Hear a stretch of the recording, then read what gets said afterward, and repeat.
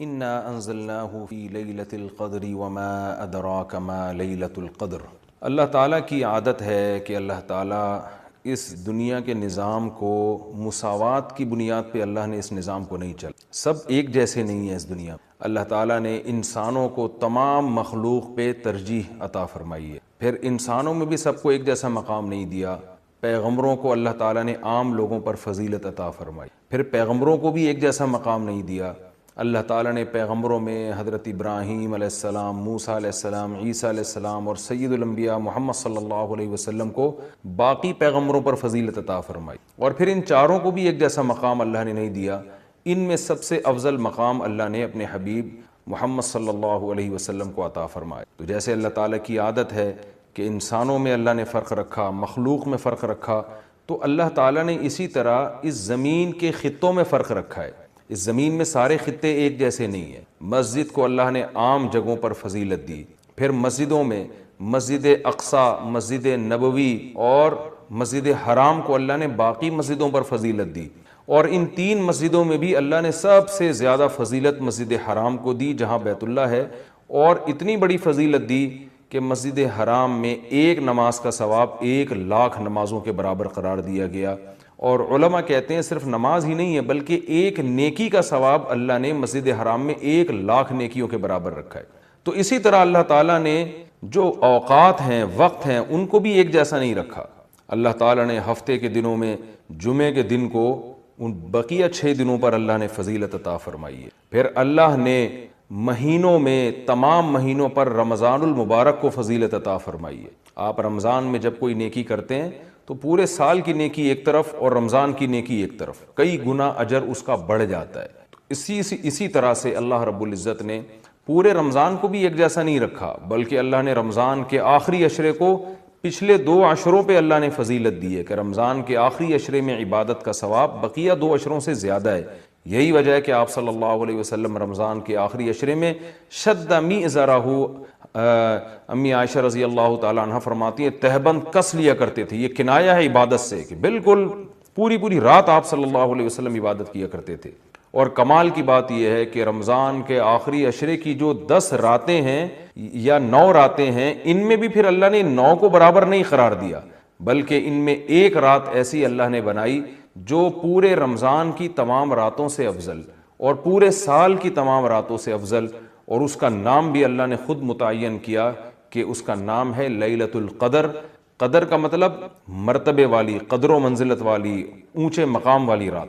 تو یہ اللہ کی عادت ہے کہ جیسے آپ دیکھتے ہیں کہ مختلف قسم کی کمپنیاں مختلف پیکیجز نکالتی ہیں اپنی پروڈکٹ کو سیل کرنے کے لیے، لوگوں کو فائدہ پہنچانے کے لیے، خود پیسے کمانے کے لیے۔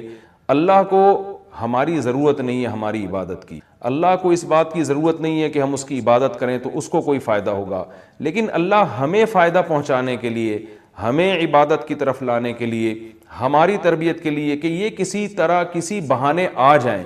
جیسے دیکھیں مارکیٹوں میں سیل لگتی ہے نا، چیزیں سستی ہو جاتی ہیں، کمپنی کا تو اس میں اپنا مفاد ہوتا ہے، تو غریب سے غریب آدمی بھی اس سیل کی وجہ سے سستے میں وہ چیزیں خریدنا شروع کر دیتے ہیں۔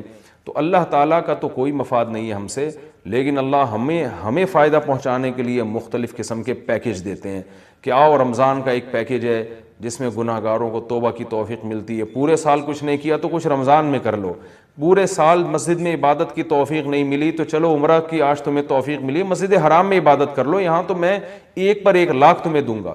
تو یہ جو اللہ کی طرف سے پیکیج ہمیں ملتے ہیں، یہ اللہ کے فائدے کے لیے نہیں، ہمارے فائدے کے لیے، کہ ہم جیسے نالائق شاید ثواب کا سن کے کہ بھئی ایک نیکی کا ثواب بہت زیادہ بڑھا چڑھا کر دیا جا رہا ہے، تو جیسے مارکیٹوں میں غریب آدمی بھی وہ اس جو ہے پیکیج کی وجہ سے خریداری کے لیے پہنچ جاتا ہے، تو اسی طرح جو بھی آخرت کی لالچ رکھنے والے لوگ ہیں، اگرچہ وہ گناہگار ہیں لیکن اس پیکیج سے فائدہ اٹھانے کا اللہ ان کو موقع دیتا ہے۔ پورے سال کچھ نہیں کیا تو اب آؤ، میری طرف سے سیل لگی ہوئی ہے، میری طرف سے ایک نیکی پہ لاکھوں نیکیاں دی جا رہی ہیں، آؤ میری طرف اور اس بہانے کچھ عبادت کر لو۔ تو عقل مند لوگ اللہ کی اس آفر سے فائدہ اٹھاتے ہیں، اللہ کی طرف سے پیش کردہ اس آفر سے اور اللہ کی اس رحمت سے فائدہ اٹھاتے ہیں۔ تو وہ رحمت کیا ہے؟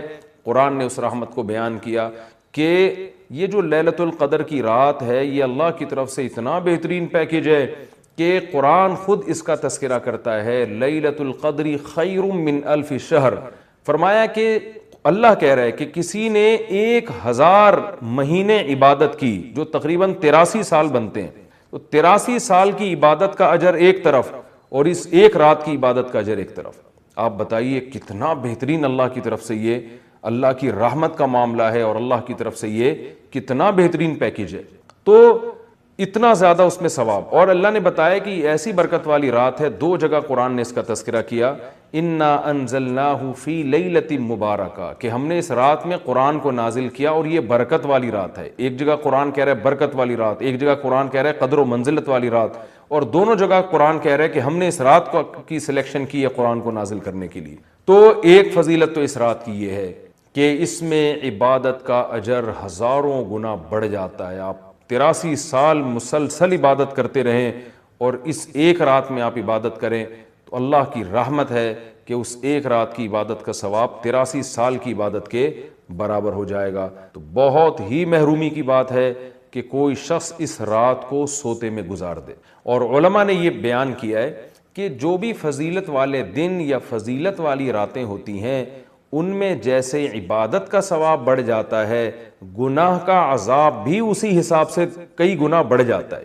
جیسے مسجد حرام کے بارے میں حدیث میں آتا ہے کہ ایک نماز 1,00,000 کے برابر، لیکن قرآن کیا کہتا ہے وَمَن يُرِدْ فِيهِ بِإِلْحَادٍ بِظُلْمٍ نُذِقْهُ مِنْ عَذَابِ السَّعِيرِ. مسجد حرام میں ظلم اور گناہ کا کوئی بھی معصیت جو ہے، گناہ ہے، اس کا عذاب بھی کئی گنا بڑھ جاتا ہے. اس لیے علماء کہتے ہیں کہ مسجد حرام میں ایک جرم وہ 1,00,000 جرموں کے برابر ہے. مسجد حرام میں ایک چوری 1,00,000 چوریوں کے برابر ہے. مسجد حرام میں ایک جھوٹ 1,00,000 دفعہ جھوٹ بولنے کے برابر ہے. تو صرف نیکی کا ثواب نہیں بڑھتا، گناہ کا عذاب بھی بڑھ جاتا ہے. اسی طرح علماء کہتے ہیں کہ رمضان میں جیسے نیکی کا ثواب کئی گنا بڑھتا ہے، گناہ کا عذاب بھی کئی گنا بڑھتا ہے. جیسے مسجد میں نیکی کا ثواب بڑھ گیا، مسجد میں اگر آپ جرم کرتے ہیں، گناہ کرتے ہیں، تو عذاب بھی بڑھے گا کہ اللہ کے گھر میں تم غلط کیسے کر رہے ہو. تو اسی طرح یاد رکھیے کہ لیلۃ القدر میں 3 قسم کے لوگ ہیں. ایک تو وہ لوگ جو عبادت کر کے اس رات کو قیمتی بناتے ہیں اور 83 سال کی عبادت اپنے کھاتے میں، اپنے اعمال نامے میں ڈال لیتے ہیں. ایک وہ لوگ ہیں جو محروم ہوتے ہیں، پوری رات سوتے رہتے ہیں، لیکن وہ بھی خوش قسمت ہیں کہ چلو عشاء کی نماز جماعت سے پڑھی، فجر کی جماعت سے پڑھی، کسی درجے میں ان کو بھی ثواب مل گیا. تراویح کی کچھ رکعتیں پڑھ لیں جتنی اللہ نے توفیق دی. یہ وہ لوگ ہیں جنہوں نے اس رات کو بہت حد تک ضائع کر دیا، لیکن خسارے والا کام انہوں نے نہیں کیا. خسارے والے وہ لوگ ہیں جو اس رات میں بھی گناہ نہیں چھوڑتے، ڈرامے دیکھ رہے ہیں، فلمیں دیکھ رہے ہیں، غیبتیں کر رہے ہیں اور عشاء کی نماز جماعت سے نہیں پڑھ رہے، گناہ کر رہے ہیں، فجر کی نماز جماعت سے نہیں پڑھ رہے. تو یہ بدبخت لوگ ہیں. تو خوب یاد رکھیے کہ لیلۃ القدر میں جیسے عبادت کا ثواب بڑھتا ہے ایسے ہی گناہ کا عذاب بھی کئی گنا زیادہ بڑھ جاتا ہے. اور یہی حکمت ہے. علماء بیان کرتے ہیں کہ رسول اللہ صلی اللہ علیہ وسلم نے ہمیں یقینی طور پر لیلۃ القدر کی رات متعین کر کے نہیں بتائی. آپ نے یہ فرمایا کہ طاق راتوں میں تلاش کرو، آخری عشرے میں تلاش کرو. وہ رات اسپیسیفک متعین نہیں کی. اس میں یہی حکمت علماء بیان کرتے ہیں کہ اگر وہ رات متعین کر دی جاتی اور پھر اس رات میں کوئی پوری رات سو کے ضائع کرتا تو اللہ کی اس پر حجت تام ہو جاتی. اللہ کہتے تجھے تو پتا تھا کہ آج لیلۃ القدر کی رات ہے، تو نے آج گناہ کیسے کیا، تو نے اس رات کو ضائع کیسے کیا، تو اور زیادہ عذاب آ سکتا تھا. ایسا نہ ہوتا کہ دنیا میں ہی عذاب آ جاتا. تو اس لیے اللہ نے اس کو مخفی کر دیا کہ تھوڑا سا کنفیوژن میں ڈال دیا کہ تاکہ اس میں اگر کوئی اس رات کو ضائع کرتا ہے تو اس کو یقینی طور پر افسوس نہ ہو کہ ہو سکتا ہے وہ یہ سوچے شاید آج کی رات نہ ہو بلکہ ہو سکتا ہے کل یا پرسوں کی رات لیلۃ القدر ہو جائے. ایک حکمت تو علماء یہ بیان کرتے ہیں. دوسری حکمت یہ بیان کرتے ہیں کہ اگر لیلۃ القدر کی رات متعین کر دی جاتی اور اس رات اتفاق سے کوئی سوتا رہ جاتا، بیماری کی وجہ سے عبادت نہ کر پاتا، تو پھر وہ بقیہ راتوں میں بالکل بھی عبادت نہ کرتا. وہ کہتا ہے لیلۃ القدر تو گزر گئی، اب میں رات جاگ کے کیا کروں گا، اصل جو اللہ کی طرف سے رحمت والا معاملہ تھا وہ تو میں نے ضائع کر دیا. تو اللہ نے اس امت پر احسان کیا کہ بتا دیا بھائی آخری عشرہ ہے اور طاق راتوں میں امکان زیادہ ہے، تاکہ کوئی 21ویں رات کو عبادت نہ کر سکے تو اس کو یہ خیال نہ ہو کہ بھائی اب لیلۃ القدر کا چانس ہی ختم ہو گیا، بھائی ہو سکتا ہے 22ویں ہو سکتا ہے 23ویں ہو. تو اس لالچ میں، اس امید میں وہ 10 کی 10 راتیں عبادت کرے گا. اور تیسری حکمت علماء نے یہ بیان کی ہے کہ لیلۃ القدر کی رات کو 100% متعین کر کے نہیں بتایا گیا تاکہ لوگ اس بہانے زیادہ عبادت کریں اور جو طلبگار ہیں انہی کو ملے۔ اب جو آخری 10 عشرے میں یقینی طور پر پوری عبادت کرے گا اس کے لیے تو لیلۃ القدر یقینی ہے، جو آخری عشرے میں کچھ راتیں جاگے گا کچھ راتیں نہیں جاگے گا تو اس کے بارے میں امکان ہے کہ شاید لیلۃ القدر اس سے فوت ہو گئی ہو۔ ہاں، طاق راتوں میں جو عبادت کرے گا، تمام طاق راتوں میں 21ویں میں، 23 میں، 25 میں، 26ویں، 27ویں رات، 29ویں رات، تو اس کے بارے میں بھی امکان ہے کہ وہ لیلۃ القدر کو پا لے گا۔ تو اللہ تعالیٰ یہ چاہتے ہیں کہ جو پورے آخری عشرے میں تمام طاق راتوں میں خاص طور پر عبادت کریں ان کو لیلۃ القدر ملے۔ تو اگر اللہ رات متعین کر دیتے تو پھر تو ہر آدمی اس لیلۃ القدر میں جاگ لیتا، لیکن اللہ نے نظام ایسا بنایا کہ بھئی جو طلب کرے گا اور تمام راتیں جاگے گا اس کو تو یقینی طور پر لیلۃ القدر ملے گی، اور جو تمام راتوں میں عبادت کا اہتمام نہیں کرے گا تو اس کے لیے معاملہ مشکوک ہے، امکان ہے کہ مل جائے، امکان یہ بھی ہے کہ نہ ملے۔ تو اس لیے بھی علماء کہتے ہیں کہ لیلۃ القدر کی یقینی طور پر تعیین نہیں کی گئی۔ بہرحال بہت کثرت سے اس بارے میں روایات ہیں جن میں آتا ہے کہ رمضان کے آخری عشرے میں اور رمضان کی طاق راتوں میں خاص طور پر آپ صلی اللہ علیہ وسلم نے فرمایا کہ لیلۃ القدر کو تلاش کرو۔ تو ہمیں لیلۃ القدر میں کرنا کیا ہے؟ اس میں کچھ بدعتیں بھی پھیلی ہوئی ہیں، جتھے بنا کے مسجدوں میں جانا اور اجتماعی عبادتیں کرنا، یہ تمام چیزیں اسلاف سے ثابت نہیں ہیں، اور ان کو دین سمجھ کے کریں گے یہ بدعت ہو جائیں گی، سنت سے دور ہیں یہ سب چیزیں۔ انفرادی عبادت ہونی چاہیے، نماز کا کوئی الگ سے مخصوص طریقہ ثابت نہیں ہے لیلۃ القدر کی رات میں، جو طریقے سے عام آپ نمازیں پڑھ رہے ہیں وہی اسی طریقے سے، یہ نہیں کہ پہلی رکعت میں یہ صورت دوسری میں یہ صورت، یہ تمام چیزیں لوگوں میں پھیلی ہوئی ہیں، یہ بدعت ہے، ان کا حقیقت سے سنت سے کوئی تعلق نہیں ہے۔ تلاوت کریں، دعائیں مانگیں اور تہجد کی نماز پڑھیں، جتنے نوافل اللہ آپ کو توفیق دیتا ہے، آپ جیسے عام معمول ہے نوافل پڑھنے کا اسی طرح پڑھیں، اور بہتر ہے گھر میں عبادت کریں۔ گھر میں اگر مشکل ہو رہی ہے تو مسجد میں بھی جا سکتے ہیں، لیکن نوافل گھر میں پڑھنا یہ مسجد میں پڑھنے سے زیادہ افضل ہے۔ مسجد میں شور شرابہ کرنا، لیلۃ القدر کے نام پہ جتھے بنا کے بیٹھنا، پھر لیلۃ القدر کی رات پہ پوری رات پروگرام چلنا مسجدوں میں، یہ سب چیزیں لوگوں کو عبادت سے غافل کرنے والی ہیں۔ بیان بھی ہونے چاہیے مختصر، آدھا گھنٹہ ہو گیا، 1 گھنٹہ ہو گیا، باقی وقت عبادت میں لگانا چاہیے۔ دوسری بات یہ کہ اتنی کثرت سے عبادت کرنا کہ آپ کا دماغ ہی خراب ہونا شروع ہو جائے، نیند سے حالت خراب ہو جائے، تو یہ بھی ٹھیک نہیں ہے۔ کچھ دیر آرام بھی کرنا چاہیے تاکہ جتنی عبادت ہو وہ طبیعت میں نشاط کے ساتھ اور فریشنس کے ساتھ ہو، آپ اس میں ٹینشن میں نہ آ رہے ہوں۔ اور ایک اہم بات یہ بھی ہے کہ اصل عبادت گناہ چھوڑنا ہے۔ آپ صلی اللہ علیہ وسلم نے لیلۃ القدر میں ہمیں جو دعا سکھائی ہے اس دعا کا مفہوم بھی یہی ہے۔ صحیح حدیث میں دعا آتی ہے کہ لیلۃ القدر میں یہ دعا مانگو، اللہم انک عفو تحب العفو فاعف عنا، اے اللہ تو سراپا معافی ہے، معافی کو پسند کرتا ہے، ہمارے گناہوں کو معاف کر دے۔ تو اس سے پتہ چلتا ہے کہ لیلۃ القدر میں نبی ہمیں یہ سکھا رہے ہیں، یہ سمجھا رہے ہیں کہ گناہوں سے توبہ کرنی ہے، معافی مانگنی ہے۔ ظاہر ہے جس جرم سے معافی مانگی جاتی ہے تو اسی بیس پہ مانگی جاتی ہے نا کہ آئندہ آپ چھوڑنے کا عہد کر رہے ہو۔ آپ نے کسی کا دل دکھایا، کسی کو ٹینشن دی، اب آپ اس سے سوری کر رہے ہیں، وہ کہتا ہے ٹھیک ہے آئندہ ٹینشن نہیں دینا، آپ کہتے ہیں دوں گا تو میں آئندہ بھی تمہیں ٹینشن، تو وہ کہے گا پھر یہ تو معافی نہیں، یہ تو معافی کے نام پہ مذاق ہو گیا بھائی۔ تو نبی جو ہمیں دعا سکھا رہے ہیں اس میں اصل بتا رہے ہیں کہ لیلۃ القدر کی رات میں اللہ سے دعائیں مانگ کر توبہ کرنی ہے۔ تو اس رات میں آپ عبادت کریں، اللہ سے دعا مانگیں، اور دعا کیا مانگیں کہ اللہ جو گناہ ہماری زندگی میں ہیں ان سے ہم توبہ کرتے ہیں اور آئندہ ہمیں ان سے بچنے کی توفیق عطا فرما۔ گناہ کیا ہے؟ نمازوں کا قضا کرنا، داڑھی کاٹنا، خواتین کا بے پردگی کرنا، اور سود لینا، بہنوں کی وراثت نہ دینا، اور جاندار کی جو تصویریں آج کل لوگوں نے گھروں میں ڈیکوریشن کے طور پر تصویریں لگائی ہوئی ہوتی ہیں، یہ سب ناجائز ہیں۔ آپ صلی اللہ علیہ وسلم نے فرمایا ان من اشد الناس عذابا یوم القیامۃ المصورون، کہ سب سے سخت ترین عذاب قیامت کے دن تصویر بنانے والے کو ہوگا۔ ڈیجیٹل کیمرے کی تصویر میں تو بہت اچھا خاصا علماء کا اختلاف ہے کہ ہماری رائے یہ کہ تصویر میں داخل نہیں ہے، لیکن جو پرنٹڈ تصویر ہوتی ہے اور کسی شرعی عذر کے بغیر ہو، ایک تصویر کسی ضرورت سے ہوتی ہے، بلا وجہ شو بازیوں کے لیے اپنے باپ داداؤں کی تصویریں دیواروں پہ سجانا، یہ فیشن ہمارے یہاں بنتا چلا جا رہا ہے۔ اور جو بت بنے ہوئے ہوتے ہیں تصویر کے نام پہ، وہ بھی اسلام میں حرام ہے۔ تو ان سب چیزوں سے ہمیں لیلۃ القدر میں توبہ کرنی ہے، شراب سے، زنا سے، بد نظری سے، والدین کی نافرمانی سے، رشتہ داری توڑنے سے، آپ صلی اللہ علیہ وسلم نے فرمایا جو خونی رشتوں کو توڑتا ہے وہ جنت میں داخل نہیں ہوگا۔ لیلۃ القدر کی رات میں آپ اپنے خونی رشتوں کو منا لیں، اس رات میں آپ اگر رشتے کو جوڑیں گے اس کا ثواب کئی گنا زیادہ ملے گا، اس کی برکتیں بہت زیادہ ہوں گی۔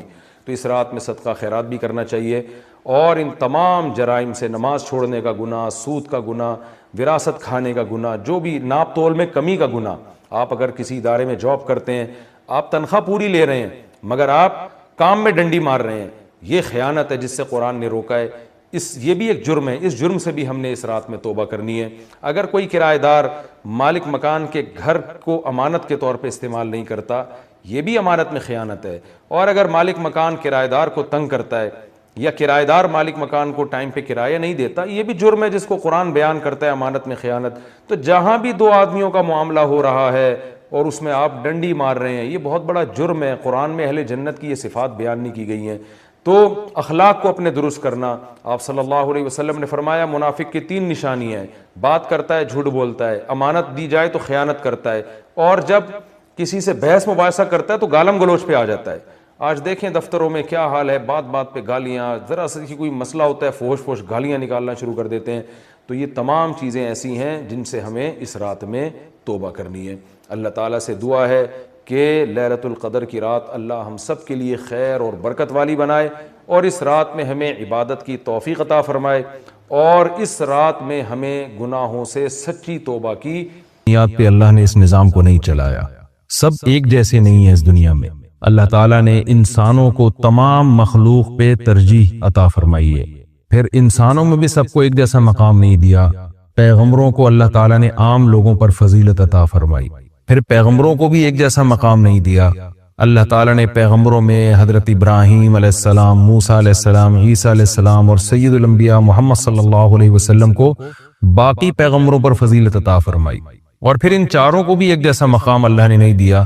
ان میں سب سے افضل مقام اللہ نے اپنے حبیب محمد صلی اللہ علیہ وسلم کو عطا فرمایا۔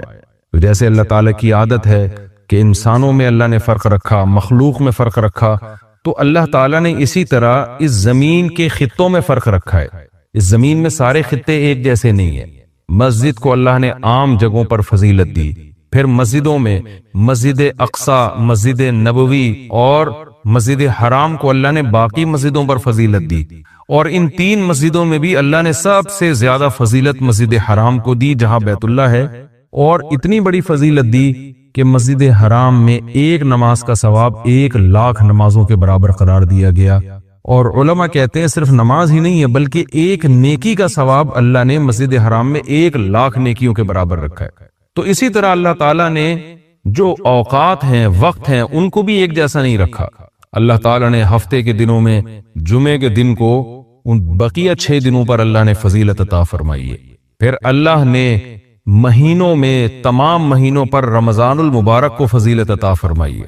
آپ رمضان میں جب کوئی نیکی کرتے ہیں تو پورے سال کی نیکی ایک طرف اور رمضان کی نیکی ایک طرف، کئی گنا اجر اس کا بڑھ جاتا ہے۔ اسی طرح سے اللہ رب العزت نے پورے رمضان کو بھی ایک جیسا نہیں رکھا، بلکہ اللہ نے رمضان کے آخری عشرے کو پچھلے 2 عشروں پہ اللہ نے فضیلت دی ہے کہ رمضان کے آخری عشرے میں عبادت کا ثواب بقیہ 2 عشروں سے زیادہ ہے۔ یہی وجہ ہے کہ آپ صلی اللہ علیہ وسلم رمضان کے آخری عشرے میں شد میزرہ، امی عائشہ رضی اللہ تعالیٰ عنہ فرماتی ہیں تہبند کس لیا کرتے تھے۔ یہ کنایہ ہے عبادت سے کہ بالکل پوری رات آپ صلی اللہ علیہ وسلم عبادت کیا کرتے تھے۔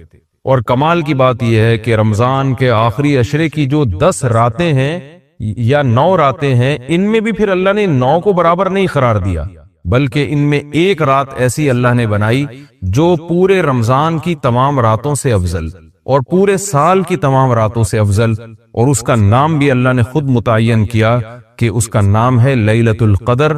قدر کا مطلب مرتبے والی، قدر و منزلت والی، اونچے مقام والی رات۔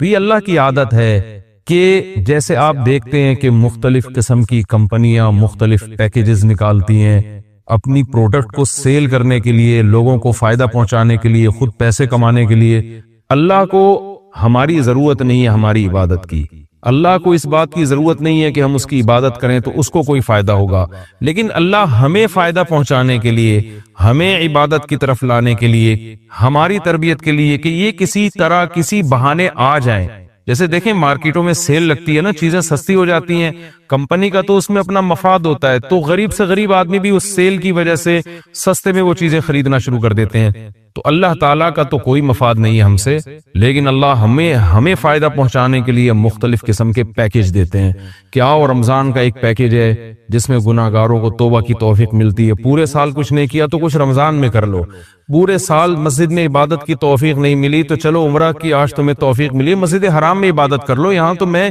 1 پر 1 لاکھ تمہیں دوں گا۔ تو یہ جو اللہ کی طرف سے پیکیج ہمیں ملتے ہیں، یہ اللہ کے فائدے کے لیے نہیں، ہمارے فائدے کے لیے، کہ ہم جیسے نالائق شاید ثواب کا سن کے کہ بھئی ایک ایک نیکی کا ثواب بہت زیادہ بڑھا چڑھا کر دیا جا رہا ہے، تو جیسے مارکیٹوں میں غریب آدمی بھی وہ اس جو ہے پیکیج کی وجہ سے خریداری کے لیے پہنچ جاتا ہے، تو اسی طرح جو بھی آخرت کی لالچ رکھنے والے لوگ ہیں، اگرچہ وہ گناہگار ہیں لیکن اس پیکیج سے فائدہ اٹھانے کا اللہ ان کو موقع دیتا ہے۔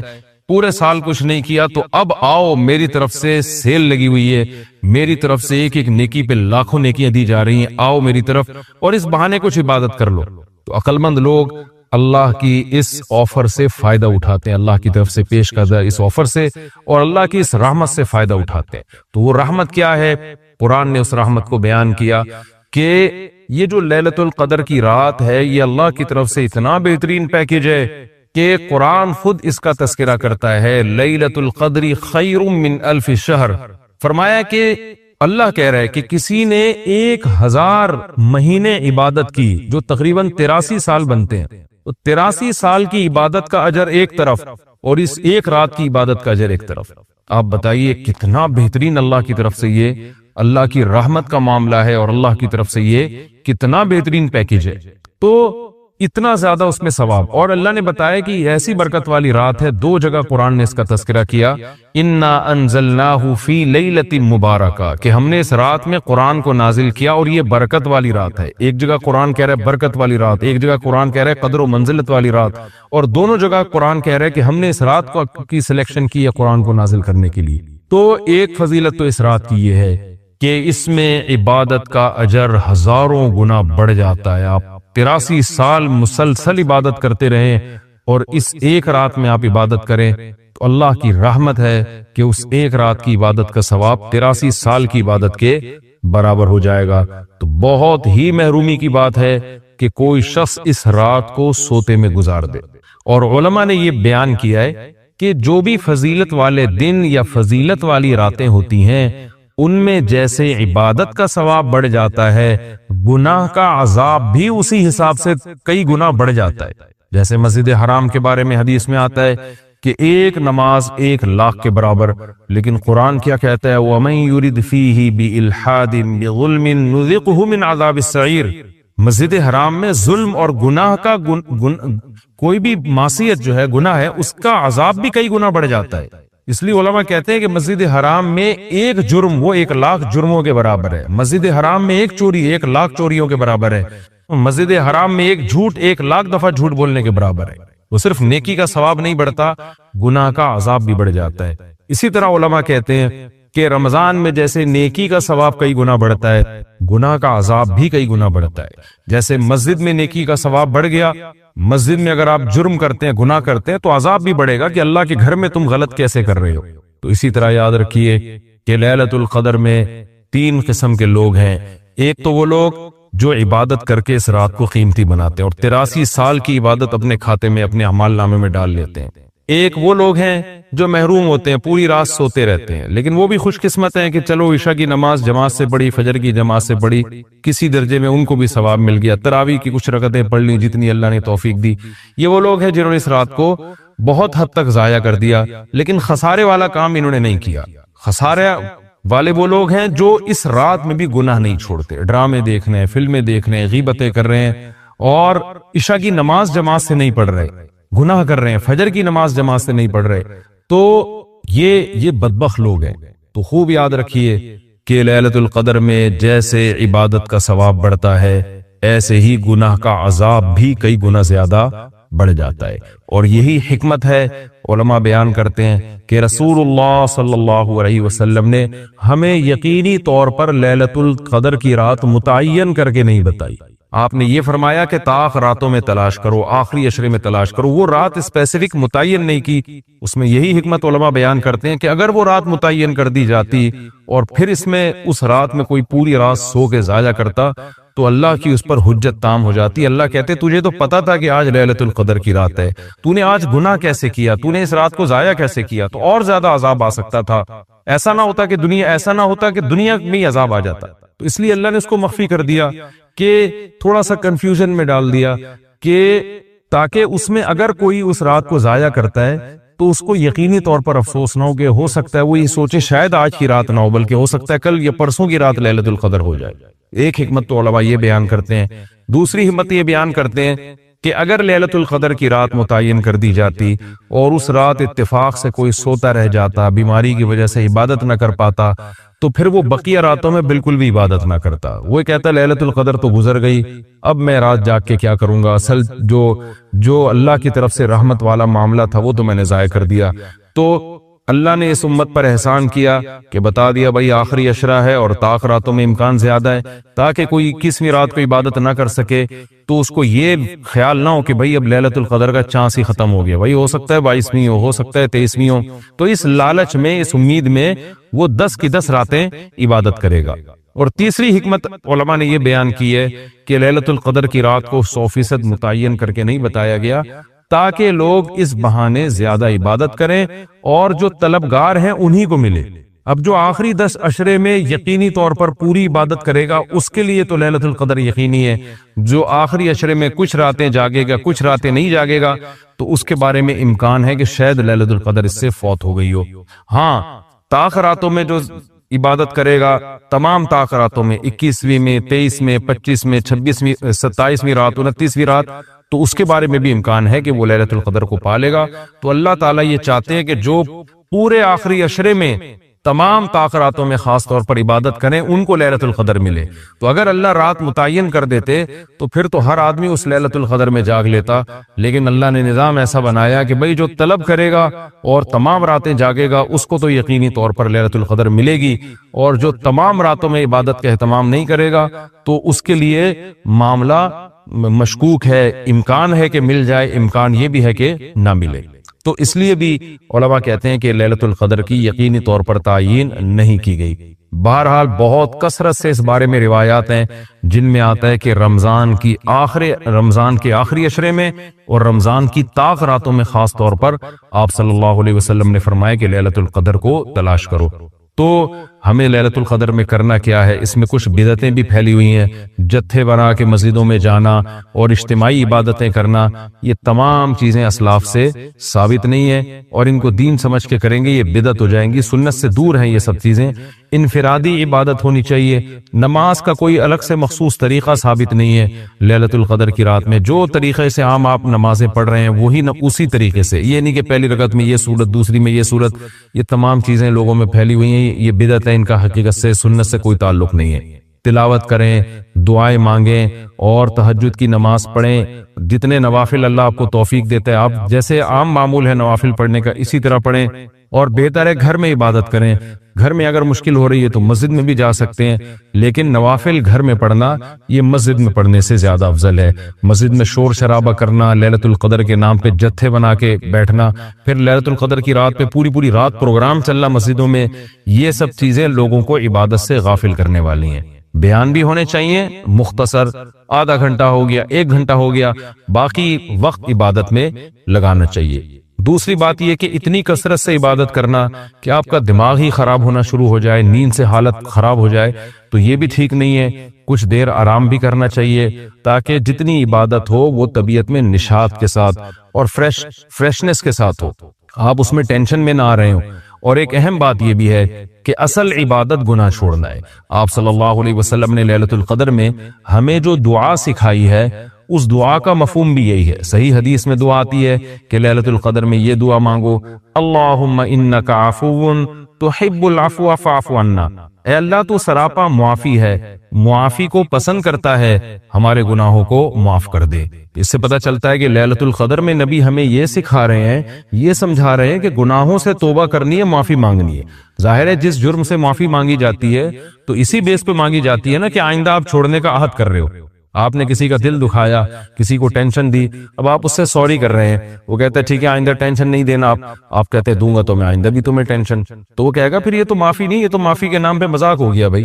تو نبی جو ہمیں دعا سکھا رہے ہیں اس میں اصل بتا رہے ہیں کہ لیلۃ القدر کی رات میں اللہ سے دعائیں مانگ کر توبہ کرنی ہے۔ تو اس رات میں آپ عبادت کریں، اللہ سے دعا مانگیں، اور دعا کیا مانگیں کہ اللہ جو گناہ ہماری زندگی میں ہے ان سے ہم توبہ کرتے ہیں اور آئندہ ہمیں ان سے بچنے کی توفیق عطا فرما۔ گناہ کیا ہے؟ نمازوں کا قضا کرنا، داڑھی کاٹنا، خواتین کا بے پردگی کرنا، اور سود لینا، بہنوں کی وراثت نہ دینا، اور جاندار کی جو تصویریں آج کل لوگوں نے گھروں میں ڈیکوریشن کے طور پر تصویریں لگائی ہوئی ہوتی ہیں، یہ سب ناجائز ہیں۔ آپ صلی اللہ علیہ وسلم نے فرمایا ان من اشد الناس عذابا یوم القیامۃ المصورون، کہ سب سے سخت ترین عذاب قیامت کے دن تصویر بنانے والے کو ہوگا۔ ڈیجیٹل کیمرے کی تصویر میں تو بہت اچھا خاصا علماء کا اختلاف ہے کہ ہماری رائے یہ کہ تصویر میں داخل نہیں ہے، لیکن جو پرنٹڈ تصویر ہوتی ہے اور کسی شرعی عذر کے بغیر ہو، ایک تصویر کسی ضرورت سے ہوتی ہے، بلا وجہ شو بازیوں کے لیے اپنے باپ داداؤں کی تصویریں دیواروں پہ سجانا، یہ فیشن ہمارے یہاں بنتا چلا جا رہا ہے۔ اور جو بت بنے ہوئے ہوتے ہیں تصویر کے نام پہ، وہ بھی اسلام میں حرام ہے۔ تو ان سب چیزوں سے ہمیں لیلۃ القدر میں توبہ کرنی ہے، شراب سے، زنا سے، بدنظری سے، والدین کی نافرمانی سے، رشتہ داری توڑنے سے۔ آپ صلی اللہ علیہ وسلم نے فرمایا جو خونی رشتوں کو توڑتا ہے وہ جنت میں داخل نہیں ہوگا۔ لیلۃ القدر کی رات میں آپ اپنے خونی رشتوں کو منا لیں۔ اس رات میں آپ اگر رشتے کو جوڑیں گے، اس کا ثواب کئی گنا زیادہ ملے گا، اس کی برکتیں بہت زیادہ ہوں گی۔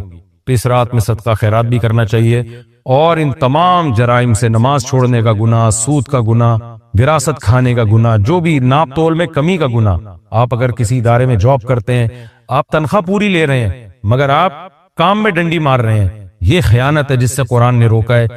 یہ بھی ایک جرم ہے، اس جرم سے بھی ہم نے اس رات میں توبہ کرنی ہے۔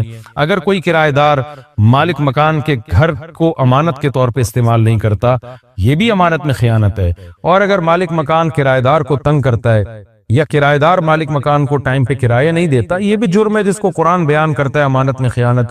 تو جہاں بھی دو آدمیوں کا معاملہ ہو رہا ہے اور اس میں آپ ڈنڈی مار رہے ہیں، یہ بہت بڑا جرم ہے۔ قرآن میں اہل جنت کی یہ صفات بیان نہیں کی گئی ہیں۔ تو اخلاق کو اپنے درست کرنا، آپ صلی اللہ علیہ وسلم نے فرمایا منافق کی 3 نشانی ہے، بات کرتا ہے، جھوٹ بولتا ہے، امانت دی جائے تو خیانت کرتا ہے، اور جب کسی سے بحث مباحثہ کرتا ہے تو گالم گلوچ پہ آ جاتا ہے۔ آج دیکھیں دفتروں میں کیا حال ہے، بات بات پہ گالیاں، ذرا سا کوئی مسئلہ ہوتا ہے فوش فوش گالیاں نکالنا شروع کر دیتے ہیں۔ تو یہ تمام چیزیں ایسی ہیں جن سے ہمیں اس رات میں توبہ کرنی ہے۔ اللہ تعالیٰ سے دعا ہے کہ لیلۃ القدر کی رات اللہ ہم سب کے لیے خیر اور برکت والی بنائے، اور اس رات میں ہمیں عبادت کی توفیق عطا فرمائے، اور اس رات میں ہمیں گناہوں سے سچی توبہ کی توفیق عطا فرمائے۔ حدیث کیا کہتی ہے؟ نبی نے دعا سکھائی کہ اے اللہ اتنا خوف، زیادہ خوف مسلط ہو گیا تو پڑھائی سے بھی گئے، نیند سے بھی گئے، کھانے سے بھی گئے۔ تو اللہ کا بھی اگر زیادہ خوف پیدا ہو گیا، صحت بھی خراب ہوگی۔ بعض لوگوں کے دل میں جہنم کی آگ کا بہت خوف مسلط ہو جاتا ہے، وہ عبادت سے بھی جاتے ہیں، پھر وہ لائف کو جتنا انجوائے کرنا چاہیے جس شریعت نے اجازت دی اتنا بھی نہیں کر پاتے۔ تو اس لیے ہمارے نبی نے دعا سکھائی، اللہم اقسم لنا من خشیتک ما تحول به بیننا وبین معصیتک۔ یہ میں مناجات مقبولہ کی دعاؤں کا ایک تھوڑا سا تعارف پیش کر رہا ہوں آپ کے سامنے کہ کتنی پیاری دعائیں ہیں۔ اے اللہ ہمیں اتنا خوف اپنا دے دے جو ہمارے اور تیری نافرمانی کے درمیان آڑ، کیونکہ خوف کا مقصد ڈرنا برائے ڈرنا نہیں ہے، خوف کا مقصد ہے جہنم سے بچنا، اور وہ جب بچیں گے جب گناہ سے بچیں گے۔ تو کم سے کم اتنا خوف تو ہو کہ جب گناہ کی طرف دل مائل ہو تو تیرا خوف رکاوٹ بن جائے، گناہ سے روک لے ہم کو۔ وَمِن طَاعَتِكَ مَا تُبَلِّغُنَا بِهِ جَنَّتَكَ، اپنی اطاعت کا اتنا جذبہ دے دے جو ہمیں جنت تک پہنچا دے۔ کیا ہوا بھائی، کیا ہوا؟ اچھا، وَمِن طَاعَتِكَ مَا تُبَلِّغُنَا بِهِ جَنَّتَكَ، یہ اسی کی تکمیل ہے۔ وَمِنَ الْيَقِينِ، یہ بڑا پیارا جملہ ہے، وَمِنَ الْيَقِينِ مَا تُهَوِّنُ بِهِ عَلَيْنَا مَصَائِبَ الدُّنْيَا۔ اے اللہ اپنا اتنا یقین دے دے، اتنا یقین، تیری ذات پہ اتنا یقین آ جائے کہ تو سب کچھ کرنے والا تو ہی ہے، اتنا یقین آ جائے کہ دنیا کی مصیبتیں ہلکی لگنے لگیں، ڈپریشن میں نہ جائیں ہم مصیبتوں کی وجہ سے. جو اللہ کو نہیں مانتے نا، جب وہ دیکھتے ہیں کوئی ٹینشن آ رہی ہے تو وہ کہتے ہیں یار اس ٹینشن کی یہ وجہ ہے اور یہ وجہ تو ختم نہیں ہوگی، تو میں تو ٹینشن میں زندگی گزاروں گا. وہ خودکشی کی طرف جائیں گے. اور جس کو پتا ہے کہ یہ دینے والا کون ہے؟ اللہ، وہ میرا خیر خواہ ہے، وہ مجھے سنورنے اور بنانے کے لیے دے رہا ہے، وہ یہ ٹینشن دور بھی کر سکتا ہے، وہ کسی سبب کا محتاج نہیں ہے، اس میں میرا فائدہ ہے، تو اس سے وہ ٹینشن کیا ہو جائے گی؟ ہلکی. تو اے اللہ اتنا یقین اپنا دے دے جس یقین کی وجہ سے دنیا کی مصیبتیں ہمیں ہلکی لگنے لگیں. اگر اتنا بھی یقین نہیں ہے تو یہ یقین نہیں ہے. وَمِنَ الْيَقِينِ مَا تُهَوِّنُ بِهِ عَلَيْنَا مَصَائِبَ الدُّنْيَا وَمَتِّعْنَا بِأَسْمَاعِنَا وَأَبْصَارِنَا وَقُوَّاتِنَا أَبَدًا مَا أَبْقَيْتَنَا. اے اللہ تو نے ہمیں آنکھ کی نعمت دی، سننے کی نعمت دی، بولنے کی نعمت دی، چلنے کی اور بات کرنے کی، یہ تمام نعمتیں جب تک ہماری زندگی ہے یہ نعمتیں ہم باقی رکھنا، معذوری سے ہمیں بچانا. سمجھ رہے ہو کہ نہیں سمجھ رہے؟ آج لوگ دولت مانگ رہے ہوتے ہیں، صحت کو فوکس نہیں کر رہے. آنکھ کی بینائی چلی جائے خدا نخواستہ، کیسی اندھیر زندگی ہے. سننے کی طاقت چلی جائے. وَمَتِّعْنَا بِأَسْمَاعِنَا وَأَبْصَارِنَا وَجَمِيعَ قُوَّاتِنَا أَبَدًا مَا أَبْقَيْتَنَا وَاجْعَلْهُ الْوَارِثَ مِنَّا. یہ اس سے بھی زیادہ خاندانی جملہ. کافر بھی چاہتا ہے کہ میری آنکھوں میں دیکھنے کی طاقت، کانوں میں سننے کی طاقت، زبان میں بولنے کی طاقت، میری تمام جو جسم کے پارٹس ہیں وہ صحیح رہیں تاکہ میں دنیا کی نعمتوں سے مزے اڑاؤں. تو اللہ ہم صرف اس لیے نہیں کہہ رہے کہ یہ تمام چیزیں باقی رکھ کہ ہم دنیا میں مزے اڑائیں، دنیا میں بھی لذت، اور یہ جو تو نے ہمیں طاقتیں دی ہیں یہ آخرت میں بھی ترقی کا ذریعہ بن جائیں. تو ڈبل مزے ہو گئے کہ نہیں ہو گئے ہیں بھائی؟ کیونکہ جس آدمی میں قوت اور طاقت نہیں ہوتی مختلف چیزوں کی، وہ آخرت کے کام بھی زیادہ نہیں کر سکتا. تو وَجْعَلْهُ الْوَارِثَ مِنَّا، ان کے اثرات باقی رہے، قیامت کے دن فائدہ ہوئی. ان آنکھوں سے ہمیں، ان کان سے اچھی بات سنی تھی اور ہدایت مل گئی، تو یہ فائدہ ہو گیا نا اس کان کا آخرت میں. آنکھوں سے اچھی چیز دیکھی اور ہدایت مل گئی، اللہ کی نشانیاں دیکھی اور عبرت حاصل ہوئی ان آنکھوں سے. ماں باپ کی زیارت کی، بیت اللہ حج کی، اللہ کے گھر کی زیارت کی، تو یہ آنکھوں کی لذت بھی ہے، اور اس لذت سے دنیا کا فائدہ بھی اور آخرت کا فائدہ بھی. وَاجْعَلْهُ الْوَارِثَ مِنَّا وَاجْعَلْ ثَأْرَنَا عَلَى مَنْ ظَلَمَنَا وَانْصُرْنَا عَلَى مَنْ وَانْصُرْنَا عَلَى مَنْ وَاجْعَلْ ثَأْرَنَا عَلَى مَنْ ظَلَمَنَا وَانْصُرْنَا عَلَى مَنْ عَادَانَا. جو ہم سے دشمنی کرے اے اللہ تو اس کے خلاف ہماری مدد کر. دنیا میں بہت سارے دشمن ہیں، کچھ کو آپ جانتے ہیں، بہت سو کو نہیں جانتے. وَلَا تَجْعَلْ مُصِيبَتَنَا فِي دِينِنَا. اے اللہ اگر کوئی مصیبت مقدر میں ہے ہی تو وہ دنیا کی طرف پھیر دینا، دین ہمارا اس سے محفوظ رکھنا. دنیا کی مصیبت ختم ہو جاتی ہے، دین پہ کو نقصان اگر ہو گیا اس کے اثرات ہمیشہ ہمیشہ رہیں گے. وَلَا تَجْعَلْ مُصِيبَتَنَا فِي دِينِنَا وَلَا تَجْعَلِ الدُّنْيَا أَكْبَرَ هَمِّنَا. یہ جب مانگا کرے نا خوب شوق سے، اس کا مفہوم سوچ کے، اے اللہ دنیا ہمارا بڑا غم نہ بنا دینا کہ ہماری بڑی چاہت ہی کیا ہو. آج آپ دیکھیں، آپ کسی پوچھیں تجھے دنیا میں سب سے بڑی ٹینشن کیا ہو گیا؟ بزنس. تیرا سب سے بڑا مسئلہ کیا ہے؟ صحت. تیرا سب سے بڑا مسئلہ کیا ہے؟ بیوی ٹھیک ہو جائے. تیرا سب سے بڑا مسئلہ کیا ہے جو تو چاہتا ہے؟ یار میرا سب سے بڑا مسئلہ ہے میری شادی ہو جائے. تیرا سب سے بڑا مسئلہ کیا ہے؟ یار ابا ٹھیک ہو جائیں. تیرا سب سے بڑا مسئلہ کہ یار میرے بال نہیں ہے سر پہ، میں سارا دن اسی کوشش میں لگا رہتا ہوں سر پہ بال نکل آئے. بھائی تیرا سب سے بڑا مسئلہ کیا؟ بھائی مجھے اللہ نہ کرے کینسر ہے، میرا سب سے بڑا مسئلہ اس وقت یہ بن چکا ہے میرا کینسر کسی طرح سے ٹھیک ہو جائے. بھائی تیرا سب سے بڑا مسئلہ کیا ہے؟ یہ لوگوں کی آپ سروے کریں تو یہی ہوگا نا. سمجھ میں آ رہی ہے بات؟ اکبر ہمینا کا مطلب سب سے بڑا مسئلہ، سب سے بڑی ٹینشن. بھائی تیرا سب سے بڑا مسئلہ کہ یار میرے بچے میرے خوابوں میں نہیں ہیں، میری سب سے بڑی خواہش ہے میرے بچے انسان کے بچے بن جائیں. بھائی تیرا سب سے بڑا مسئلہ کیا ہے؟ بھائی اس کا سب سے بڑا مسئلہ اس کو خدا نخواستہ فالج ہوا ہے، اس کی بھی سب سے بڑی کوشش یہی کہ فالج ٹھیک ہو جائے اس کا.